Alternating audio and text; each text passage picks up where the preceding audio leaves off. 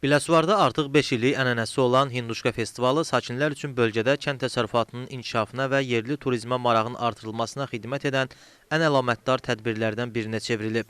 Bu cür festivallar həm də ənənənin yaşaması və bölgənin tanıdılması baxımından mühüm əhəmiyyət daşıyır. Bu ilki festival fərqli özəlliyi ilə daha diqqət çəkən idi. Hind quşundan hazırlanmış müxtəlif çeşiddə təamlar, rəngarəng yarmarka və tarixi miniliklərdən bu günümüzədək boylanan milli adət ənənələrimiz. Festivalda yerli mətbəximizlə yanaşı Çin və Özbək mətbəxinin nümunələrinin nümayiş etdirilməsi tədbirə xüsusi rəng qatırdı. 3 ildir Hinduşka festivalına çıxırıq.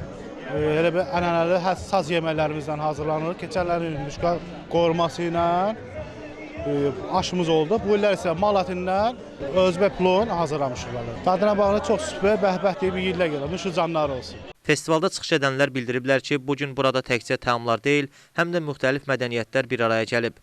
Əvvəlki illərdən fərqli olaraq festivala paytaxt və bölgələrdən axışıb gələn qonaqlarla yanaşı, həm də xarici ölkələrdən, Rusiyadan, Çindən və Hindistandan gələn qonaqların sayı da çox olub.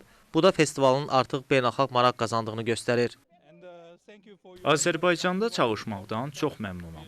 Biz bu tədbirdə çox dadlı yeməklərin dadına baxdıq. Hamıya təşəkkür edirəm. Məncə burası mədəniyyəti, ənənəni təqdim edən bir məkandır. Burada olmağımız üçün çox xoşbəxtik. Biz də əlimizdən gələni edirik ki, bu tədbirə daha çox sevinç gətirək. Burada olmaq həqiqətən çox xoşdur.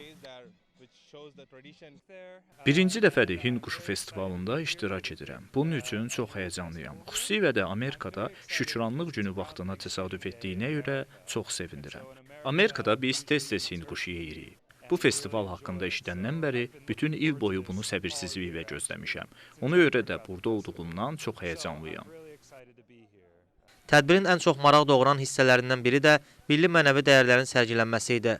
Xına və toy adətlərimizin nümayiş etdirilməsi, qədim əl işləri, tir atıcılığı, nərd turnirləri, kəndirbaz və pəhləvanların çıxışları festivalda mədəni irsimizin qorunmasına verilən töhfələrin bariz nümunəsi idi. Festival gün boyu paytaxt və bölgələrdən təşrif buyuran ansamblların, tanınmış incəsənət ustalarının ifasında rəngarəng musiqi və rəqs nömrələri ilə davam etdirilib. Qonaqlar və yerli sakinlər saatlarla davam edən festivalda şən və maraqlı vaxt keçirməklə sözün əsl mənasında həzz alıblar. Əyyub Türkay, Samir Qurbanov, Said Aydınoğlu, Biləsuvar.